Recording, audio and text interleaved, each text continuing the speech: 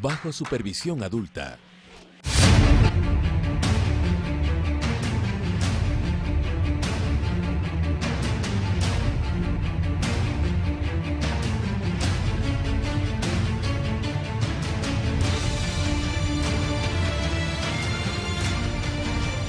Muy buenas noches, bienvenidos a Pulso Político, amigos televidentes. Soy Carlos Rabascal y como todos los martes los estoy acompañando para hacer análisis sobre la coyuntura política.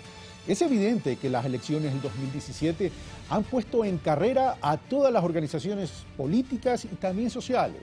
Hay aspiraciones, pero esas aspiraciones tienen que ver con un cambio de modelo. ¿Qué hay detrás de la Asamblea? ¿Y qué proponen desde el punto de vista o desde la óptica social en estas elecciones del 2017? Son los temas que vamos a tratar en este Pulso Político. El día de hoy me invitan dos buenos amigos. Felipe Burbano de Lara, sociólogo, profesor investigador de Flaxo, y Hernán Reyes, sociólogo catedrático de la Universidad Andina Simón Bolívar. Acotación al margen, dos universidades que han estado en el ruido también de la política, o más que de la política, de las políticas públicas del gobierno nacional. Pero veamos qué opinan diferentes actores sobre las elecciones al 2017.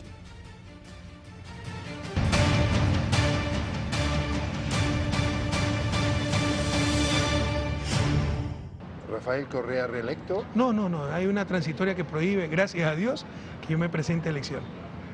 Ya Alianza País, su partido, claramente apunta con un candidato, porque usted es el 1 de octubre. Tenemos grandes cuadros. El 1 de octubre tenemos la convención. ¿Qué se sabrá tenemos grandes cuadros. Mi actual vicepresidente Jorge Glass, mi anterior vicepresidente y querido amigo Lenín Moreno, muchísimos cuadros. Quiere decir se elegirá democráticamente, ¿no? Y obviamente en función de posibilidades de victoria. ¿Y la oposición tiene grandes cuadros? O sea, tengo que ser sincero, y una de las grandes ayudas que recibimos de la oposición.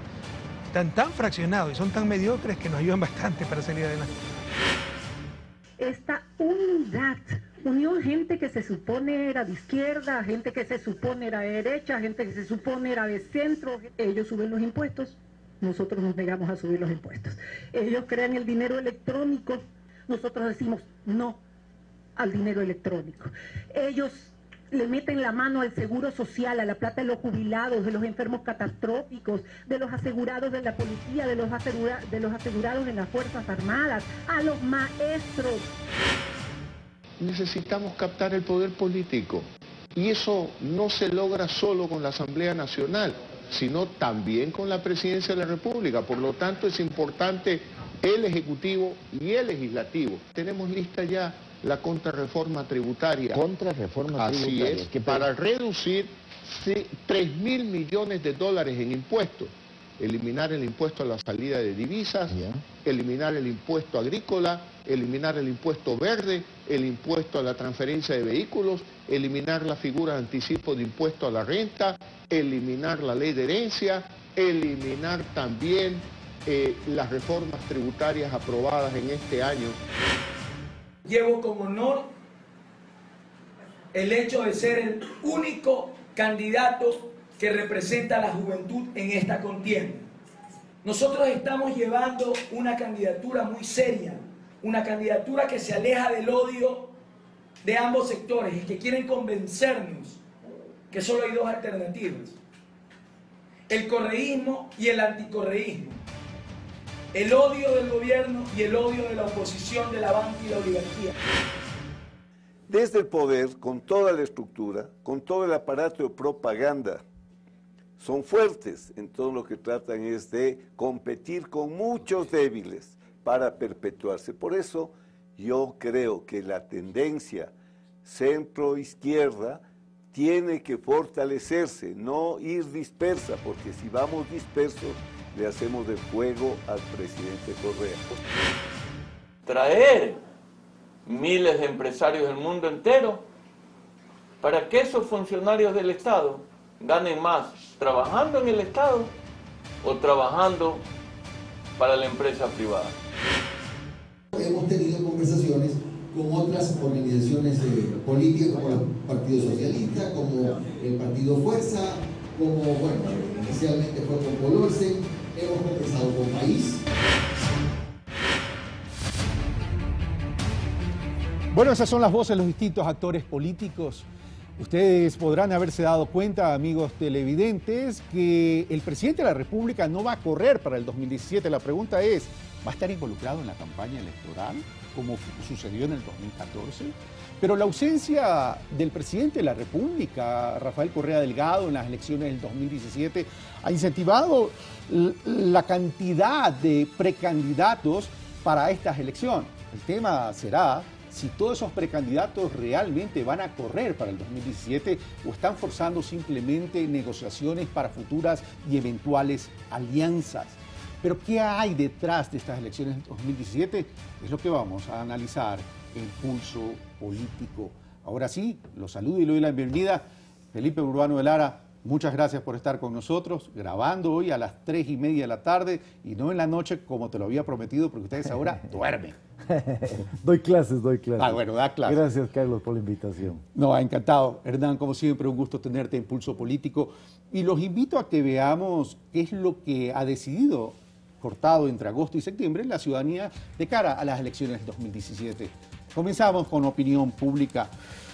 Los resultados que la encuestadora Opinión Pública arroja sobre la decisión de voto al mes de julio dice que el 70% al mes de julio no ha decidido por quién votar, no ha pensado todavía por quién votar. Sí ha pensado, pero todavía puede cambiar de opinión. Al mes de julio dice el 12% y el 17% ha decidido su voto. Pero al mes de agosto, veamos, disminuye sustancialmente el indicador de quienes no han pensado por quién votar al 57%. Ya tiene decidido por quién votar el 23% y sí ha pensado, pero todavía puede cambiar de opinión, el 19%. Estos son los resultados de la empresa investigadora Opinión Pública. Vamos ahora a perfiles de opinión. Datos de perfiles de opinión a septiembre 3 y 4 del presente año. Los datos de perfiles de opinión indican que el 61.36% ha indicado que no ha decidido por quién votar y el 38.20% dice que ha decidido por quién votar. La ciudad de Cuenca es la ciudad que más indecisión hay, con un 71.49%, Guayaquil con 58.52% y Quito 63.30%. Estos son los resultados de las empresas investigadoras. Ahora sí, iniciamos el análisis. Comienzo con Felipe Urbano de Lara. Es normal que la indecisión a esta fecha, cuando todavía no hay candidaturas oficiales, se presente tan alta. A medida que vaya a pasar el tiempo, van a ir tomando decisiones el electorado. Pero, ¿qué hay detrás de estas elecciones? Algunos dicen desmontar el correísmo, es decir, cambiar completamente el modelo. Otros dicen necesitamos presencia en la Asamblea Nacional para ser fuertes, y escuchando las declaraciones de los candidatos Cynthia Viteri y Guillermo Lasso, en que dicen no más impuestos por un lado y por otro lado disminuir los impuestos a tal punto de disminuir el impuesto en 3.000 millones de dólares, la Asamblea es clave. Desde la Asamblea se pretende gobernar en caso de no llegar a la presidencia de la República. Felipe Urbano. Me parece que la experiencia política de estos 10 años muestra que un gobierno que tiene un respaldo importante en la Asamblea es un gobierno que funciona en mejores condiciones políticas, ¿no? Y por lo tanto la dinámica misma del presidencialismo cambia cuando hay un partido de gobierno que tiene un respaldo en la Asamblea. Entonces me parece que en algunos sectores políticos está eso en mente, ¿no? Hay que tener fortalezas legislativas, hay que concentrar respaldos parlamentarios para tener una capacidad de acción, eventualmente si se llegara también a ganar la elección presidencial, tener el respaldo si no mayoritario, al menos de un bloque legislativo importante, significativo, que le permita funcionar al sistema presidencial. De lo contrario, me parece a mí, y creo que eso está en la mente de algunos dirigentes políticos, el riesgo es volver un poco a los escenarios previos a la Revolución Ciudadana, es decir, escenarios de mucha fragmentación, de mucha polarización en el Parlamento, que siempre generan bloqueos institucionales y serias dificultades al funcionamiento del presidencialismo. Tengo la impresión de que hay estas preocupaciones. La misma pregunta para ti, Hernán, y con un agregado, pero si bien es legítimo que las fuerzas políticas quieran llegar y conformar sus bloques importantes en la Asamblea Nacional Legislativa para defender cada uno de sus proyectos políticos, daría la impresión que en algunos casos el tema de la Asamblea pasa por subsistencia, es decir, mandar un candidato a la presidencia de la República para tener una especie de paraguas y para ver qué puedo arrancar de la votación y poder tener cierta presencia legislativa. Recordemos que en el Ecuador se ha llegado a ser presidente de la República cuando la Asamblea, cuando el Congreso Nacional ha tenido que elegir con un solo voto. Hernán Reyes. Así es. Yo quería referirme de todas formas antes al tema de los niveles de indecisión. Quizá vale la pena reflexionar y analizar un poquito los datos que aparecen. Si bien faltan todavía varios meses, estamos en, digamos, una época preelectoral, también es cierto que hay algunos candidatos que están haciendo o están en la palestra pública ya durante un buen tiempo. Algunos haciendo campaña ininterrumpida. Uno podría pensar que efectivamente los candidatos, o al menos uno de los posibles candidatos del gobierno, el vicepresidente Glass, está en la palestra pública precisamente por ser parte del segundo mandatario del país. Uno podría pensar que Lasso está también visibilizado permanentemente, no ha dejado de hacer campaña desde la última elección. Desde el 2013. Desde 2013. Lo mismo uno podría decir quizá de quien no es candidato, pero es una figura relevante en el caso de la unidad, que es Jaime Nebot. Y así otros más, que también son, de alguna manera, han sido elegidos por votación popular para cargos de representación pública, el propio Paul Carrasco y otros más.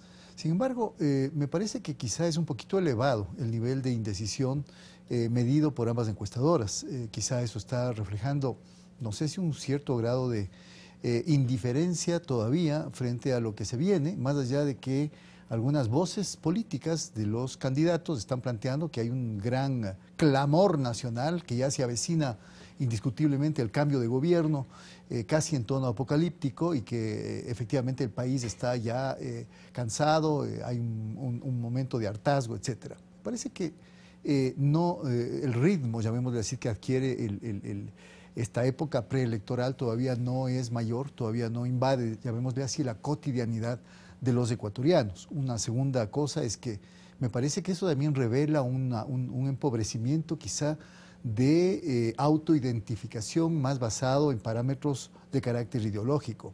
Creo que las personas no tienen mucha capacidad o no tienen decidido por quién votar, porque no saben bien cuáles son las diferencias quizá que hay en un candidato y en otro. Quizá simplemente los ven como políticos que van a entrar en una lid electoral. Y un tercer elemento que creo que es importante relevar es que me parece que tampoco está funcionando mucho el tema de lo que se ha hablado tanto, la polarización. Creo que es un discurso que se ha ido desgastando. Creo que inclusive, he notado los últimos días, las últimas semanas, hay un decrecimiento de este discurso tan rabiosamente anticorreísta de parte de muchos sectores de la oposición, estas figuras, digamos, de desmontaje del correísmo como un gran dispositivo que hay que echárselo abajo, etcétera, porque me parece que esto coadyuva también a que haya una cierta indiferenciación entre las propuestas políticas. En esto último que tú has mencionado de la polarización y del desmontaje del correísmo, tenemos dos posturas en relación a los candidatos de la oposición, Guillermo Lasso y Cynthia Viteri. Bueno, en el caso de Cynthia Viteri lo mencionó Jaime Nebot, pero es de la misma corriente, mientras Guillermo Lasso menciona y dice e indica hay que desmontar el correísmo y hay que eliminar el Cenecid, hay que tirar abajo la ley de comunicación, hay que disminuir el tema de los impuestos, hay que hacer una contrarreforma tributaria, etcétera, etcétera. Jaime Nebot ha dicho, y de forma estratégica supongo, dice, a ver, señores, no podemos descalificar al correísmo, más bien tenemos que acceder a quienes votaron por Correa, lo cual daría la impresión que mientras el uno dice hay que desmontarlo, el otro dice hay que construir sobre lo construido, reconociendo lo positivo y corrigiendo lo que consideramos no positivo. En ese sentido, ¿la derecha ecuatoriana no se estaría dividiendo un mismo espacio electoral? La derecha está dividida, la derecha está fragmentada. Hay una lucha por el liderazgo dentro de la derecha. Responde, yo creo, a rivalidades que se van volviendo personales y, digamos, definir quién es el que comanda en este momento el proceso político. Desde la oposición. Desde la oposición y quién comanda el proceso político de relevo del presidente Correa. Yo creo que eso es lo que está en juego en este momento, ¿no? Probablemente el hecho de que Correa no esté en la campaña electoral y no vaya a ser candidato da esta sensación de que no hay polarización. Yo creo que la campaña va a entrar a una dinámica de polarización. Creo que en el caso de la derecha lo que está ocurriendo es dos perspectivas distintas o dos trayectorias distintas dentro de este sector. Por un lado, Lasso, que viene, digamos, intentando ocupar un espacio nacional en la política desde hace algún rato, y Nebot, que es un político que ha tenido una presencia sobre todo local y que encuentra una enorme dificultad de proyectarse nacionalmente. Creo que esas dos perspectivas que están, esas dos trayectorias que están detrás de los dos liderazgos de la derecha es lo que marca las diferencias y las disputas, no tanto en términos ideológicos. A eso iba. A eso iba. No hay choque de modelos, no hay choque ideológicos entonces en esta próxima elección. Yo creo que hay percepción de capacidades distintas para enfrentar esta transición política. O sea, yo creo que cada uno de esos dos liderazgos cree que es más potente que el otro para poder enfrentar este momento de cambio, y no se ponen de acuerdo. Pero tú, Hernán, ¿estás de acuerdo con lo que dice Felipe en el sentido de que no hay un choque ideológico, que no va a prevalecer el tema de la ideología, sino simplemente la aspiración de querer ser el sucesor y de querer cambiar algunas cosas? ¿No hay ese choque de trenes?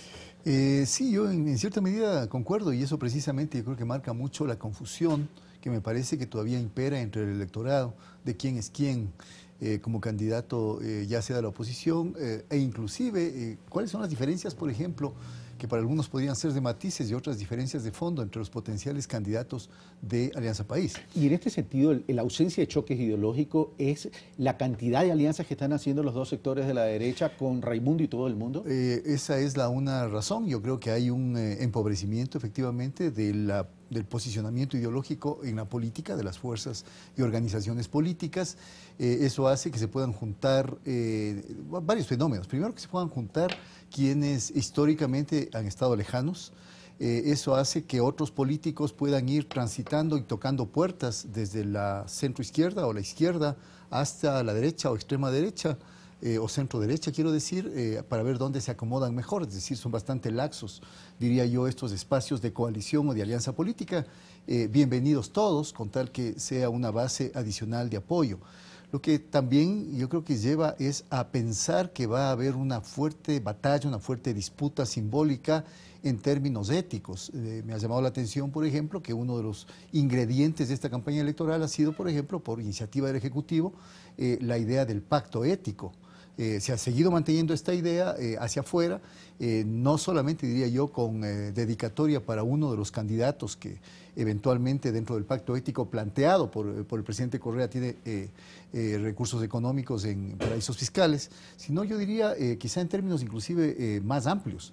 La ética, la capacidad de manejar bien la cosa pública, un comportamiento, una conducta a toda prueba, que no muestre vestigios de corrupción, ¿no es cierto?, de mal manejo.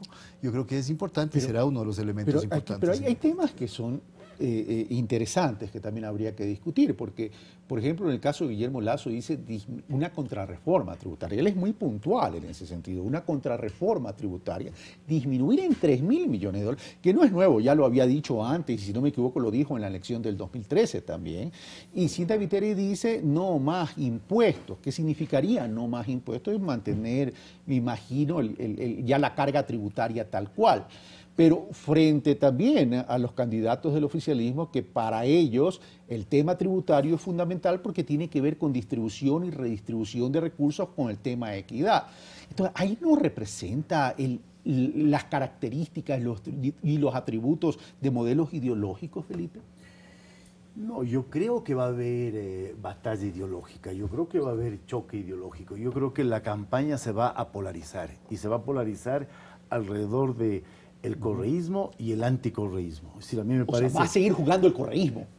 Pero por supuesto, porque lo que está en juego en este proceso electoral es el fin de un ciclo político, independientemente de quién gane, independientemente de quién gane, y con qué yo reemplazo esto que hemos vivido en 10 años. Y me parece que ese es un dilema al que se enfrenta tanto la Alianza País como la oposición. Entonces, cuando oímos toda esa serie de ofertas de reducir impuestos, de achicar el tamaño del Estado, lo que estamos observando son los conatos de una batalla ideológica sobre el modelo de la revolución ciudadana. Entonces, ese choque ideológico va a venir y va a salir este juego polarizante, que va a ser progresivo, ¿sí?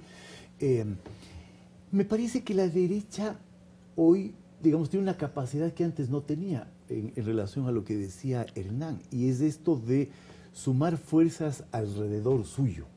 Es decir, uno ve a Lasso sumando a, no sé, desde el coronel Cobo, Fernando Villavicencio, una cantidad de dirigentes que antes habrían sido imaginables que estén detrás de un liderazgo de la derecha, o el caso de Nebot. Me parece que eso muestra dos cosas. Uno, digamos que de todos modos, a pesar del fraccionamiento, la derecha está intentando reconstituir sus liderazgos. Y creo que después de este largo ciclo, ahí se abre una oportunidad.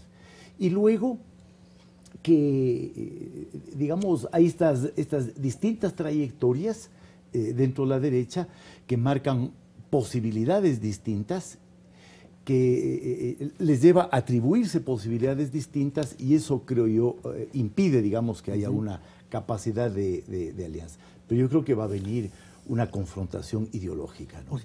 Yo quería preguntarles algo, caballeros. Estamos terminando ya el primer bloque.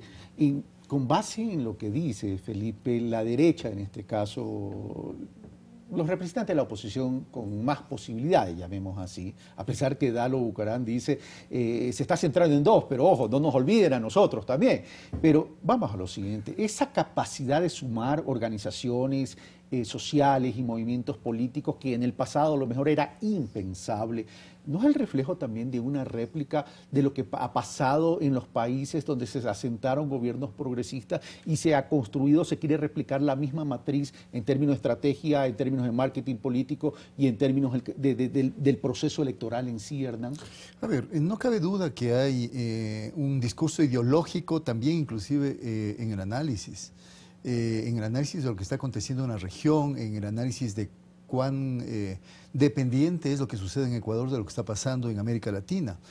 A mí no me convence en realidad demasiado estas teorías de los ciclos políticos.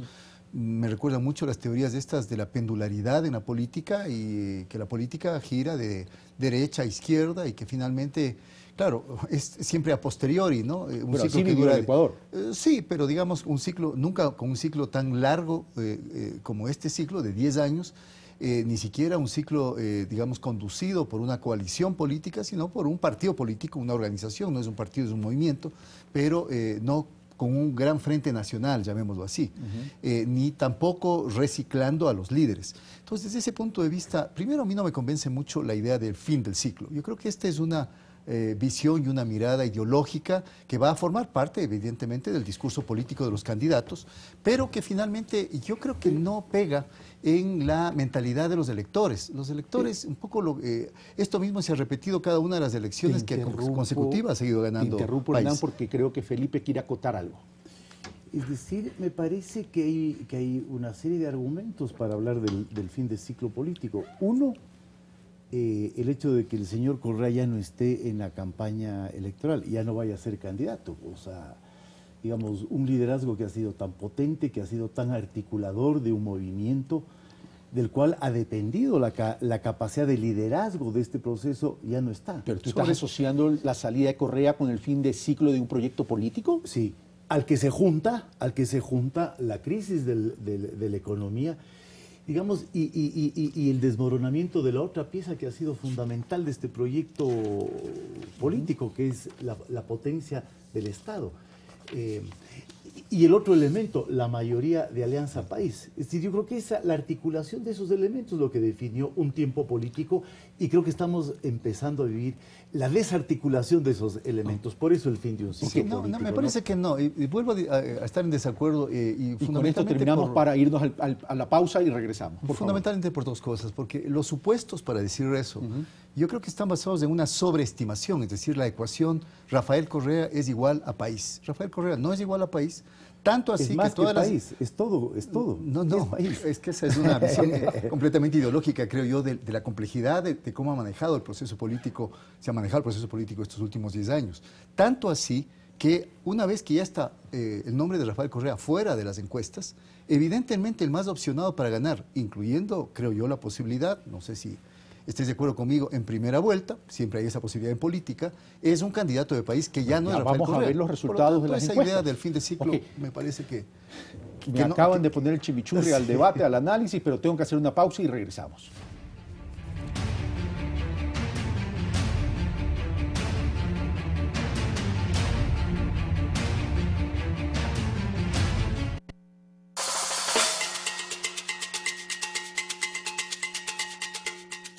Yo soy un minero que vivo dentro de una realidad.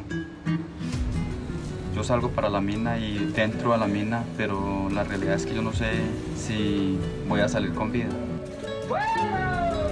Para nosotros, el oro es la supervivencia, el sustento, como cualquier otro tipo de trabajo. Que vuelvo y repito, nosotros no somos terroristas ni somos delincuentes. Siempre le hemos dicho a la nación con nuestros hechos de que somos mineros. Grandes documentales nos trae Marmato, miércoles 23:30. Ecuador TV, somos todos. Descubre Nepal, un país lleno de magia y espiritualidad. Y recorre junto a nosotros por míticos paisajes, hasta el lugar que vio nacer al budismo. 1000 lugares que ver antes de morir. Jueves 20 horas. Ecuador TV, somos todos. Si pudieras cambiar el futuro, no deberías perderte esta película. He buscado atrapar criminales después de cometer algo terrible. Por una vez en mi vida quisiera atraparlos, pero antes de que cometan el crimen. Denzel Washington y Val Kilmer presentan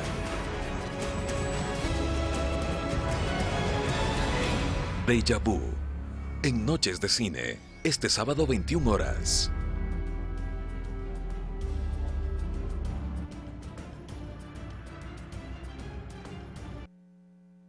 No, no venimos a este mundo a quedarnos. Vinimos a pasar como el viento y a morir. A veces ese viento al pasar hace estragos y tiene nombre. Se llama Pablo Escobar, se llama Miguel Rodríguez Orejuela, se llama Carlos Castaño, se llama Tiro Fijo, se llama Gaviria, se llama Samper, se llama Pastrana. Aprendan mientras se van a ponerle nombres propios a la infamia. La Desazón Suprema, jueves 23:30. Por Ecuador TV, somos todos.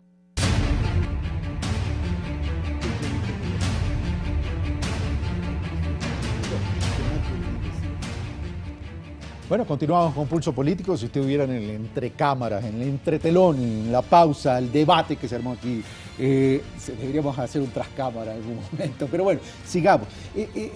Felipe Urbano de Lara plantea algo, dice, y asocia el correísmo, la ausencia de Correa en las elecciones de 2017 con la posibilidad de que el correísmo o que el proyecto político no continúe. Hernán Reyes se contrapone a ese argumento, pero yo quiero plantearles, y para que veamos sin perjuicio que vamos a discutir este tema, que además el chimichurri estuvo interesantísimo, es cuando en opinión pública en el mes de agosto le pregunta a los encuestados ¿por cuál partido o movimiento político votaría usted para asambleístas en el 2017? Veamos los resultados.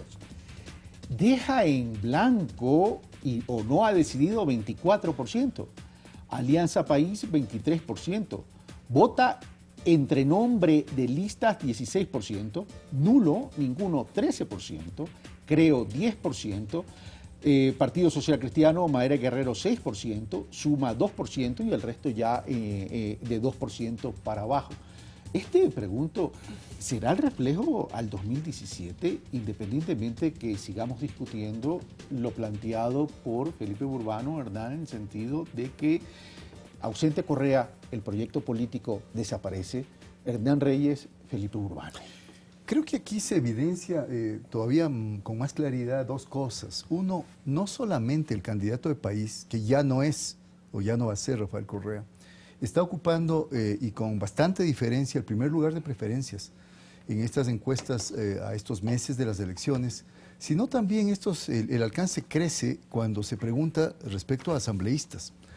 ¿Qué quiere decir eso? Quiere decir que esta idea a ratos catastrofista o apocalíptica de que todo se vino abajo y de que efectivamente la salida del líder es el colapso del partido político, del movimiento político que ha liderado estos 10 años de gobierno, yo creo que se contrapone con los hechos, con lo fáctico.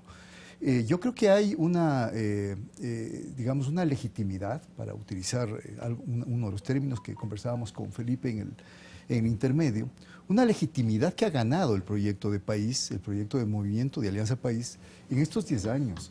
Y creo que hay voto duro de país y ese voto se va a reflejar no solamente para el candidato presidencial, sino también para los candidatos asambleístas. De acuerdo a esta encuesta de opinión pública, el voto duro sería más o menos del 23%.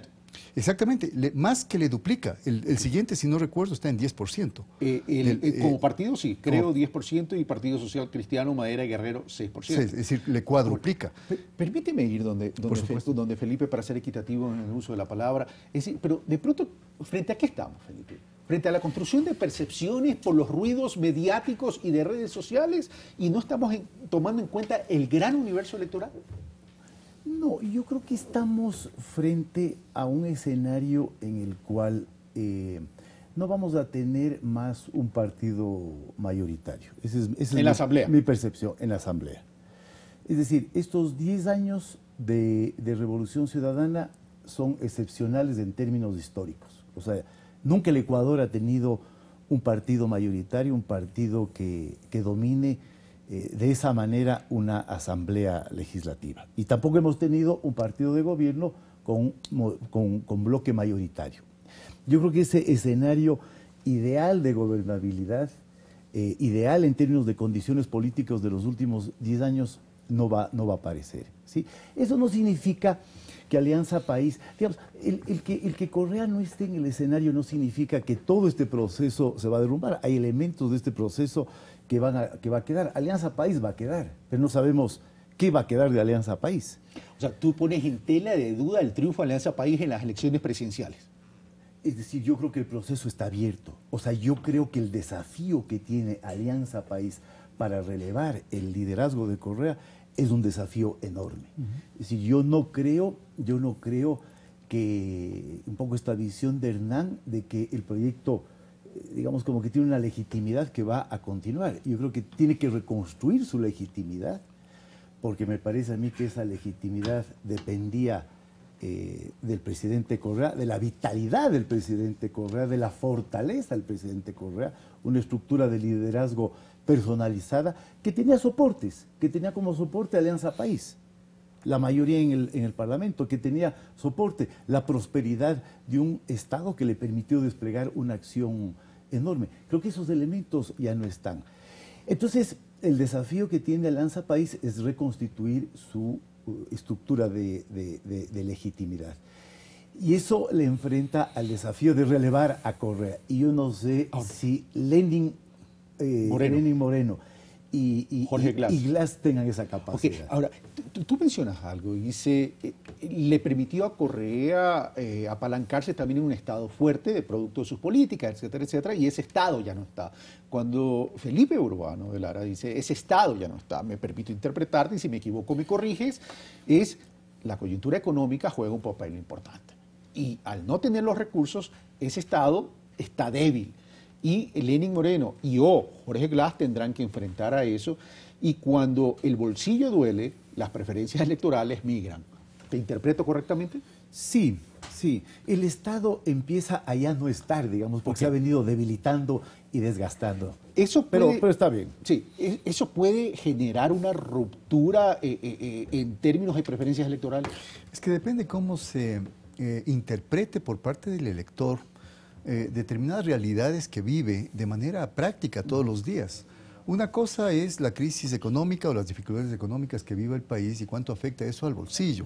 Por ejemplo, temas como, no sé si encarecimiento del costo de la vida o temas como empleo afectan a todos y va a ser uno de los elementos fundamentales en yo creo, en los programas políticos, en los planes de gobierno y también en las disputas ya discursivas. Sin embargo, hay otros temas que también a lo largo de 10 años, precisamente, Felipe, por ser un ciclo excepcional, están también muy presentes y muy implantados en la visión de la gente. Uno, el tema de los derechos. Sectores como la educación y sectores como la salud, que han tenido un salto enorme estos últimos 10 años, yo no creo que tan fácilmente la gente acepte que venga un candidato a decirles, y por eso quizás no lo digan, y por eso no creo que sea ideológico la batalla que se viene, que les diga que va a haber una reducción de servicios. Además, en el entorno internacional ya la gente se está dando cuenta que en otros países donde ha subido la derecha, voy a hablar del caso argentino, lo primero que se reduce cuando hay esta contracción del Estado son precisamente servicios y hay encarecimiento de costos. Pero una pregunta, ¿ustedes creen que lo que ha pasado en Latinoamérica, para unos el fin de ciclo y para otros las políticas de Macri, terminen influenciando el resultado electoral del 2017? Para un sector del electorado, por supuesto que sí. ¿Tú opinas lo mismo, Felipe? Yo creo que más bien son experiencias frente a las cuales hay que pensar el Ecuador y esto que yo llamo la transición política en el fin de ciclo. Yo creo que hay que ver qué está pasando en Argentina, cómo se está enfrentando el fin de un largo proceso político, las dificultades que ha tenido la Argentina y el tipo de políticas que están implementándose, ¿no? Yo creo que son más bien procesos frente a los cuales hay que pensar la transición. Monitorear para entender, para entender lo que nos puede pasar también a nosotros. De lado y lado. De lado y lado, de lado y lado. Entonces, yo creo que hay algunos escenarios que están ocurriendo en América Latina que nos sirve para pensarnos un poquito, ¿no? Pero a propósito de lo que estamos conversando, quiero compartir con ustedes la encuesta de perfiles de opinión. Pedimos también las SDatos. SDatos no nos ha enviado, por eso no estoy pudiendo compartir con ustedes también la SDatos. Y si tenemos el cuadro de perfiles de opinión correcto, en el escenario que vaya Lenin Moreno, la intención de voto es el 53.6% para Lenin Moreno, ninguno, 17%, Guillermo Lasso, 15.7% y Cynthia Viteri, 7.8%. Esto es en el escenario que vaya Lenin Moreno. Veamos cómo se modifica estos resultados con el escenario de Jorge Glass siendo el candidato presidenciable. Cuando Jorge Glass es el candidato presidenciable, datos al mes de agosto de perfiles de opinión, dice Glass 33%, ninguno 24%, Lasso 19.2% y Cynthia Viteri 12.9%. Ahora vamos a opinión pública. No, vamos a opinión pública, por favor, en el escenario de Lenin Moreno. Opinión pública, Lenin Moreno. De acuerdo a opinión pública, Lenin Moreno, la preferencia electoral para Lenin Moreno es del 39%, Guillermo Lasso 16%, deja en blanco o no ha decidido 15%, nulo ninguno 12% y Cynthia Viteri 7%. ¿Y por quién no votaría? Bueno, aquí por qué candidato nunca se votaría, aquí si el premio gordo se lo lleva Lucio Gutiérrez, ¿no? Lucio Gutiérrez se lleva este premio gordo cuando se le pregunta al electorado ¿y por cuál de estos candidatos nunca votaría? El 45.3% indica Lucio Gutiérrez. Esos son los resultados. Ahora, vamos al tema. De acuerdo a las encuestas, las preferencias en el caso de Lenín Moreno darían la impresión que tiene las mejores posibilidades.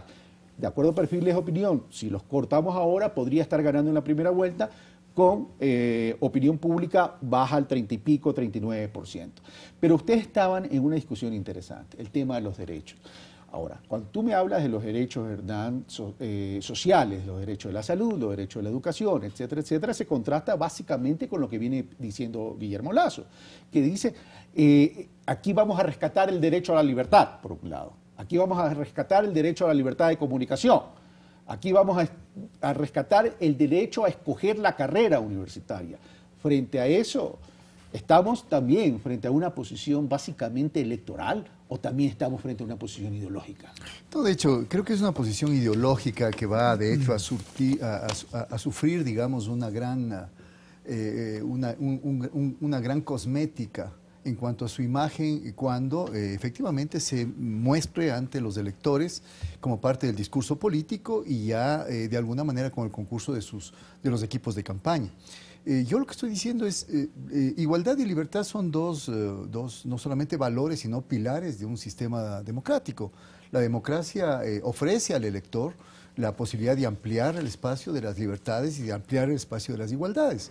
Y por eso mencionaba el tema de la libertad, para mí, si forma parte ideológica, sí forma parte ideológicamente del discurso de la derecha, pero yo creo que todavía tiene un tono demasiado débil en el sentido de que la gente no come libertades. El discurso de la propia libertad en cuanto a educación superior, por ejemplo, a pesar de que me parece a mí que hay ahí toda una extrapolación un tanto rara que se ha hecho, no pega en la gente. La gente... tú hablas del gran elector. Estoy hablando del gran elector, claro. Exactamente, de aquel que tiene a su hijo que va a ingresar en la universidad, de aquel que tiene a su hijo en la escuela o en el colegio, y que de alguna manera está viendo que hay más espacio para que entre, que hay más espacio en la universidad pública, que hay más espacio... Pero la estrategia de Guillermo Lasso y también de Cynthia Viteri, del Partido Social Cristiano Madera Guerrero, y tanto de la Unidad como de Compromiso Ecuador, está orientado básicamente a descalificar el modelo correísta y aparentemente van a pretender, es decir, van a querer asociar a cualquier candidato de oficial, llámese Lenín Moreno, llámese Glass o llámese en conjunto un binomio Lenín Moreno, Jorge Glass, que es lo que más he escuchado en estos días, es asociar el tema del modelo y la descalificación de ese modelo. Ahora, frente a los resultados que hemos visto de las encuestas, que no son definitivas, la pregunta es, si estoy consciente que puedo pretendo la Asamblea, para tener fuerza en la Asamblea, ¿habría la intención de replicar el modelo legislativo de Venezuela para generar ingobernabilidad? Es decir, creo que el escenario es... Digamos, puede decir que hay esa intención. ¿No crees que hay esa intención? Digamos, me parece muy difícil que alguien se esté imaginando en este momento en el Ecuador, en este contexto político, en esta coyuntura política, en este proceso de transición, que alguien puede tener un bloque mayoritario o que pueda formar alianzas que le permitan tener ese bloque mayoritario como para gobernar desde la Asamblea. Es decir, me parece que digamos, si alguien se está imaginando ese escenario, creo que está equivocado, está fantaseando, ¿sí? Me parece que el escenario al que vamos es un escenario muy complejo, creo que es un escenario de fragmentación, de ausencia de bloques legislativos significativos, y en ese sentido me parece que organizar la política en ese espacio, darle una orientación, darle un sentido, darle un proyecto, va a ser complejo, ¿no? Entonces me parece a mí que estamos viviendo Carlos, el reverso de este momento especial del Ecuador en estos 10 años, ¿no? Que es, como yo decía, un partido mayoritario que no hemos tenido, que no hay antecedentes históricos. Yo siento que más allá de las encuestas, mi percepción es que el movimiento país está cansado, está agotado. Hay una crisis de liderazgo, creo que hay una crisis de horizonte político. Y eso nos lanza a un escenario distinto de fragmentación y de dispersión. Pero, ¿quieres opinar sobre eso o voy a otra pregunta? No, sobre lo último quizá me gustaría hacer un contrapunto adicional. Por favor.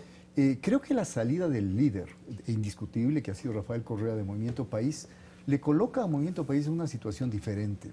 Y al contrario del cansancio, a mí me parece que hay un resurgimiento de una energía en País que ya se viene dando desde el 2015 a propósito de una serie de lo que se llamaron diálogos sociales que se hizo en todo el país, unos dirigidos por Alianza País directamente, otros por las EMPLADES, pero que finalmente terminan en lo que ahora se llaman conferencias ideológicas. Y cuando uno tiene un poco información de cerca de lo que ha sido la dinámica, es la energía que ha vuelto a resurgir en País, una vez que el líder máximo ya no está a la cabeza y están disputando en territorio la posibilidad de tener asambleístas para poder enfrentar las elecciones. Entonces, a mí me parece que más bien por el contrario, País está en otra actitud para enfrentar estas elecciones. Pero esa posición diferente que menciona Hernán, es una posición diferente a la que País no se llegó a preparar. Y lo reconoce el propio Rafael Correa cuando lo entrevista Jorge Gestoso y dice, no debería decirlo, pero lo cierto es que los candidatos de la oposición nos están ayudando. Entonces, pongo ese ingrediente en la mesa. Volvemos al 2006 casi, cuando País tenía que ganarse a pulso de alguna manera la posibilidad de tener un cargo de elección popular. Y la segunda cosa, yo estoy de acuerdo con Felipe que no se va a tener una fuerza mayoritaria en la Asamblea.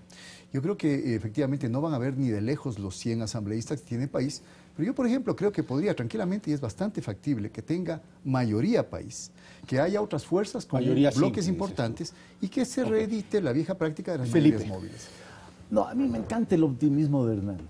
Me encanta el optimismo. Creo que estoy simplemente basándome en los datos de las encuestas de ahora. No, te estás basando en una serie de supuestos. Los famosos diálogos. Yo no sé en qué terminaron esos famosos diálogos. Los diálogos que montó las EMPLADES. Las conferencias ideológicas, del otro día entré a la página web de País. Entonces vi las conferencias ideológicas. Es decir, digamos, tampoco quiero minimizar esos esfuerzos, pero no creo que en esos esfuerzos haya una revitalización del movimiento. A diferencia de otros partidos, te decía Felipe, que no tienen ni eso, ¿no? Me parece, sí, digamos, los otros partidos están muy reconstituyéndose, ¿no? En unos casos. Me parece que Alianza País hizo una apuesta muy complicada, que es la que va a pesar en este proceso electoral. Y ¿cuál es esa apuesta? Es haber apostado a la reelección indefinida de Correa. Es decir, si uno ve la trayectoria de Alianza País desde el 2014, cuando perdió las elecciones locales, hasta hace 2 meses o 3 meses, cuando se introdujo esa transitoria en la reforma constitucional, la apuesta de Alianza País era la reelección indefinida. Pero ¿tú crees que en la memoria del elector va a estar presente, considerando que Correa no está en la papeleta del 2017? A lo que voy es que el movimiento operó con esa idea de que la continuidad del proyecto dependía de la reelección de Correa. Y finalmente ese proyecto, que yo creo que era un harakiri que se hizo el movimiento, abortó. Y ahora está en la urgencia de encontrar este relevo en términos de estructura de liderazgo. Yo quiero plantearles 2 temas adicionales que no hemos discutido. El último tiene que ver, mientras estamos centrados entre Alianza País y los candidatos de Alianza País, o Lasso, o Cintia Viteri, ¿qué pasa con la izquierda democrática? La izquierda democrática no puede convertirse en este jinete que viene de atrás y que de pronto sorprende a todo el mundo. Hernán y Felipe. No creo que llegue a sorprender a todo el mundo, pero yo creo que ha sido un retorno interesante el de la izquierda democrática, sobre todo por los primeros vestigios que se ve del discurso renovado que está planteando. Es decir, recuperar un discurso bastante ideológico. Es más fresco que los otros candidatos. Es más fresco que los otros candidatos, un discurso de centro-izquierda además, intentar renovar los cuadros del partido, intentar no hacer estas fanescas, porque a ratos sí son unas fanescas impresionantes, algunas de las coaliciones que se plantean desde la derecha, yo diría sobre todo la una. También de Alianza País, acuérdate que Hernán, que en algún momento hemos conversado con Hernán, Alianza País es una especie de peronismo, ¿no? Yo creo que hay que hacer, y podemos discutir más adelante, el tipo de coalición distinta que hay entre lo que se llama la unidad, por ejemplo, y lo que significa Alianza País y sobre qué se juntan. Yo creo que ese es un elemento importante. Pero más allá de eso, por ejemplo, yo creo que hay concordancias y sindiéresis ideológicas entre, por ejemplo, Ruptura, el movimiento Ruptura, ya desaparecido, que se fusionan en la izquierda democrática. Entonces, me parece que son buenas señales que pueden ayudar a refrescar de alguna manera el discurso político y digamos, la disputa que se dé a nivel electoral. Más allá de eso, yo no veo renovación. Yo veo que Fuerza Ecuador, por ejemplo, no es sino el reencauchado. Yo sigo viendo a Álvaro Noboa con exactamente el mismo discurso y quizá más complicado todavía ahora que pretende acercarse a Sociedad Patriótica. Yo no sé qué podría salir de esa fusión Sociedad Patriótica y PRIAN. También se habla de una posibilidad de binomio Andrés Páez, la esposa de Álvaro Noboa. Sí, o sea, yo creo que serán de todas formas fuerzas menores. Yo no estoy minimizando de ninguna manera, pero yo creo que en términos de posibilidades electorales, todas esas fuerzas pequeñas van a tener pequeñas votaciones, van a dividir quizá una vez más esta plataforma anticorreísta y creo que finalmente le van a dar más posibilidades al movimiento oficialista desde Garay. Vamos con la izquierda democrática, Felipe. No, yo no veo ninguna posibilidad para esta elección que la izquierda democrática pueda, digamos, convertirse en un actor importante, una fuerza significativa, ¿no? No hay nada. Sí, yo creo que detrás de la izquierda democrática lo que hay es el intento de revivir, de reconstituirse. Apuntan al 2019, entonces, a las seccionales para fortalecer el partido. Y me parece que ahí hay un dilema también que enfrenta el progresismo y es, digamos, el riesgo de una fragmentación enorme, ¿no? Es decir, que la izquierda democrática no sea capaz de articular el centro izquierda, lo cual significaría acercarse más a todas estas fuerzas que están ubicándose en la izquierda y la capacidad de estas fuerzas de jalar un poquito hacia al centro para encontrar un espacio de entendimiento. Yo no veo, es decir, lo que me preocupa del progresismo es que ninguna de las fuerzas que han presentado precandidaturas o este relanzamiento de la izquierda democrática tenga el peso suficiente como para imponerse sobre las demás y decir, alrededor mío tiene que ir la alianza, yo soy el que tiene que estructurar la alianza. Entonces veo más bien un escenario de dispersión, de fragmentación. Ahora, y hablando de alianzas, ¿tú ves sólidas las alianzas que está haciendo tanto Compromiso Ecuador como la unidad en el evento de ser gobierno? Porque claro, la campaña es jugar todos desde el mismo norte, pero en el evento de que sean gobierno, ¿tú ves sostenibles esas alianzas cuando comience el gobernante a hacer política pública?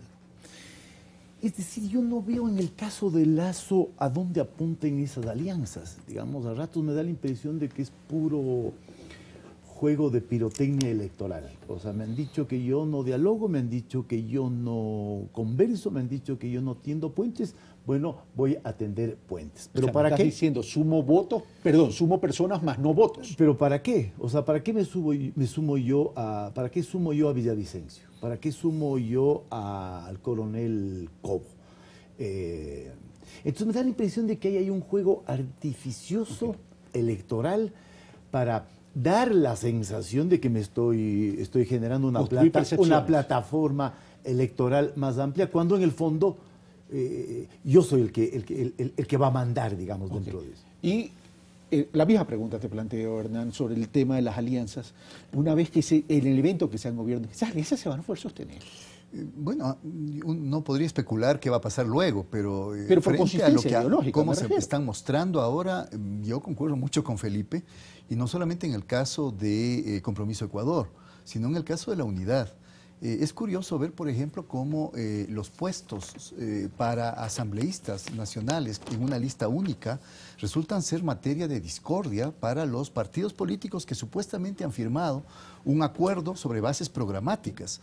Y finalmente empiezan a haber líderes como González, parte de la unidad me refiero, encabezando Avanza, y César Montúfar, encabezando Concertación, Nadie quiere morir, que finalmente chocan porque ambos quieren tener primacía en las listas. Y uno se pregunta, ¿dónde quedó el acuerdo, el pacto programático? Entonces uno ve que de pronto hay mucho cascarón, pero hay mucho vacío por dentro. Vamos a la última pregunta, porque ya me quedan 4 minutos en este sentido. Es decir, en el evento que gane Alianza País y que sea el binomio Lenin-Moreno, Jorge Glass, ¿qué tan cercano y qué tan alejado deberán estar del estilo presidencial de Correa, de lo que ha hecho Correa dentro de estos, ya para esa época, 10 años? Y si no va a llegar un gobierno también fragmentado, porque en los corrillos, y estamos ya entrando al campo de la rumorología, no quiero entrar en eso, pero los mismos Alianza País dicen, hay sectores dentro de ese binomio que están completamente divididos. Es decir, ¿qué tan fragmentado podría llegar ese gobierno? Yo creo que va a llegar fragmentado. O sea, a mí me parece en caso que gane. En caso de que gane. Me parece que la misma configuración del binomio ha mostrado esas dificultades. Y lo que muestra la configuración del binomio es el dilema al que se enfrenta Alianza País entre, digamos, la continuidad, que creo que refleja Glass, pero creo que refleja la continuidad desde el lado negativo, desde, digamos, un núcleo de poder que ha manejado el proceso en los últimos años, y la necesidad de renovación que representa de alguna manera Lenin Moreno. Me parece que ese dilema entre la continuidad y la necesidad de renovación es una amenaza. Es una amenaza. ¿Renovación o ruptura? Bueno, digamos, eso va a depender de cómo lleguemos al 2017, ¿no? Hernán Reyes, la misma pregunta. Bueno, quizá no sea tanto un dilema irresoluble. Quizá la propuesta de Alianza País sea, todavía no tenemos el candidato o no tenemos el binomio, sea una continuidad con renovación. Creo que esa puede ser una fórmula muy potente, precisamente para resguardar los votos de aquellos sectores sociales que han resultado beneficiados por política social, básicamente, y al mismo tiempo para enfrentar de manera, yo diría, medianamente autocrítica, si es que el binomio es el que supongo que va a ser, ciertos errores y que se han cometido en el camino. Y desde ese punto de vista, yo sí creo que Alianza País debe estar en un proceso interno de muchísima reflexión, debe ser un proceso muy tensionante, diría yo, solamente con las cifras que nos has mostrado en este programa, porque si es que hay tanta diferencia con un candidato y otro, y finalmente el binomio va a ir con los dos candidatos, supongo que habrá que también medir qué tan importante resulta para el candidato que tiene las mayores preferencias ir con un candidato que de pronto puede captar para sí un voto rechazo bastante alto, o un candidato que a la larga, siendo presidenciable mismo, va de segundo y que puede expresar quizá una tensión que perjudique la imagen del país ante el electorado. Me quedan 2 minutos y saquemos conclusiones, caballeros, y la pregunta es, ¿los próximos 4 años estaría marcado frente a un cambio estructural del país? Porque a la hora del té, ya no podemos sustentar nuestro modelo de desarrollo en los commodities. Tenemos que comenzar a fortalecer, no digo que no se haya hecho nada, pero tenemos que fortalecer una economía no petrolera. Y en ese sentido, los distintos precandidatos están apuntando a eso, o simplemente están apuntando al poder. 1 minuto cada uno. Felipe, Hernán. No sé, hay que darles un poco de tiempo para escuchar mejor sus propuestas, ¿no? Pero creo que las condiciones objetivas, relativamente objetivos de la economía, nos obliga a repensar el modelo, a repensar el Ecuador, a repensar desde la estructura, quizá a repensar en serio un cambio de matriz productiva, porque ya no hay el soporte del petróleo ni la capacidad que desarrolló en esta década el Estado. Entonces creo que las circunstancias, la propia objetividad del contexto económico nos empuja en esa dirección. Por eso yo decía, Carlos, que también Alianza País va a tener que reinventarse, va a tener que proponer algo muy distinto de lo que ha hecho en estos 10 años. Gracias, Felipe. Hernán. Creo que el tema del cambio de la matriz productiva, para usar justamente el mismo término, es un aspecto central y creo que debe ser un aspecto fundamental de parte de los electores para juzgar los diversos programas de gobierno. Yo creo que no hay mucho de dónde escoger. Yo creo que las propuestas de la centro-derecha, más o menos, no van a hacer apuntar hacia una mirada a mediano o largo plazo. La centro-derecha es mucho más pragmática en ese sentido. Va a apuntar a resolver quizá los desequilibrios macroeconómicos ya, a través quizá de políticas de ajuste estructural y de recortes a nivel de lo que el Estado puede dar como subsidios. Y me parece que, de todas formas, y concuerdo con Felipe, habrá que hacer una serísima reflexión sobre cómo se ha planteado el camino hacia el cambio de matriz productiva durante estos 10 años de gobierno. Creo que han habido algunos avances, pero creo que han habido algunos estancamientos también, precisamente porque no se ha logrado plantear con claridad cuál es la temporalidad de esa transición. ¿Nos iba a llevar 10 años, 15, 20 o es un proceso más largo? Muchas gracias, Hernán. Muchas gracias, Felipe. Y hay otro tema que quiero agregarlo. Ninguno de los candidatos, incluyendo al oficialismo, trata y pone en la mesa del debate el tema de desarrollo local y territorial. Tema que ha quedado secuestrado y dormido en la propia Constitución de la República.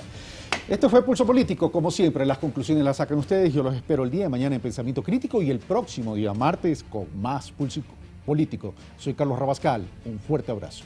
Gracias, señores.